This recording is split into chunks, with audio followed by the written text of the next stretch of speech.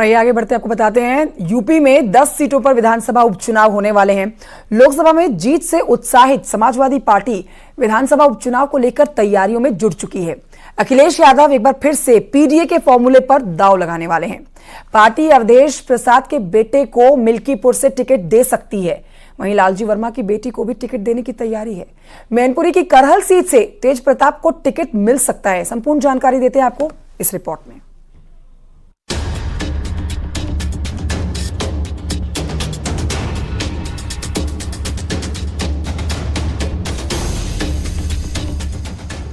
लोकसभा चुनाव में यूपी में मिली जीत से समाजवादी पार्टी काफी उत्साहित है। यूपी में सपा 37 सीटें आने के पीछे अखिलेश यादव की पीडीए पॉलिटिक्स को अहम कारण मान रही है। इसी फॉर्मूले के साथ अखिलेश यादव यूपी में होने वाले विधानसभा चुनाव में भी उतरने वाले हैं। इसके लिए समाजवादी पार्टी ने तैयारी भी शुरू कर दी है। बीते लोकसभा चुनाव में समाजवादी पार्टी को मिली ऐतिहासिक जीत के बाद अब समाजवादी पार्टी उत्तर प्रदेश में होने वाले आगामी विधानसभा उपचुनाव को जीतने की तैयारी में जुट गई है, जिसके तहत समाजवादी पार्टी इंडिया गठबंधन के साथ यानी कांग्रेस के साथ पीडीए फार्मूले के तहत अपने उम्मीदवारों का नाम का जल्द से जल्द ऐलान कर सकती है। जिसके तहत बीते दिनों हुए लोकसभा चुनाव में 9 विधायक चुनकर संसद गए हैं, जिसके चलते उनकी 9 सीटें खाली हुई हैं और कानपुर के सीसामऊ से विधायक इरफान सोलंकी को हुई सजा के बाद उनकी सीट खाली हुई है। खबर है कि पीडीए के फॉर्मूले में फिट बैठने वाले अयोध्या सांसद अवधेश प्रसाद के बेटे को मिल्कीपुर से टिकट मिल सकता है। वहीं लालजी वर्मा की बेटी को भी टिकट देने की तैयारी चल रही है। लालजी वर्मा की बेटी छाया वर्मा को कटेहरी सीट से टिकट मिल सकता है। वहीं अमरनाथ मौर्य को एसपी फूलपुर से प्रत्याशी बना सकती है। मैनपुरी की करहल सीट से तेज प्रताप को टिकट मिल सकता है। उन सीटों पर भले ही वो पीडीए का फार्मूला ना दिखाई दे, लेकिन समाजवादी पार्टी जिन भी सीटों पर लड़ेगी वो सीटें पीडीए को लेकर ही चल रही होंगी और उनमें तमाम नेता हैं। लालजी वर्मा हैं, उनकी बेटी का नाम भी सामने आ रहा है, तेज प्रताप यादव भी आ रहे हैं। तो ऐसे कई सारे चेहरे हैं जो पीडीए का जो उनका फार्मूला है उस खांचे में एकदम फिट बैठ रहे हैं। लोकसभा चुनाव के बाद अब 10 विधानसभा सीटों पर उपचुनाव होने हैं।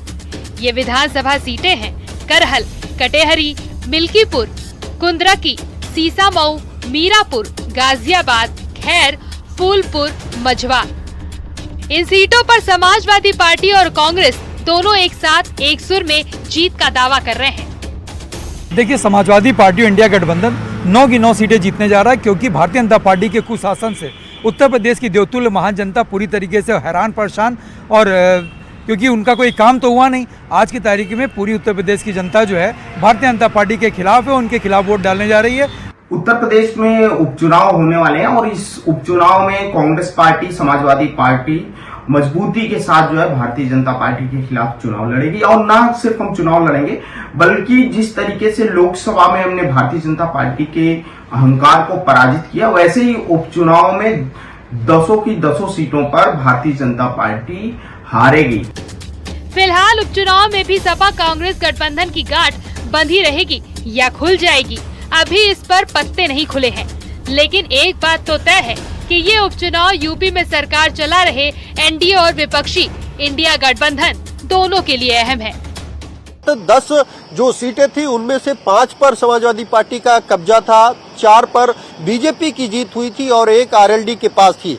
ऐसे में कांग्रेस भी ये चाहती है कि उसको भी इन 10 सीटों में से कुछ सीटें मिले। तो अब देखना ये होगा कि समाजवादी पार्टी और कांग्रेस के बीच किस तरह से बात बनेगी। लेकिन फिलहाल समाजवादी पार्टी अपने पीडीए फार्मूले के तहत जल्द से जल्द नाम का ऐलान करने वाली है और वो कोशिश करेगी कि कांग्रेस को भी कहीं न कहीं इसमें शामिल किया जाए। कैमरामैन शरद तिवारी के साथ राजीव प्रताप सिंह, न्यूज़ 18 लखनऊ।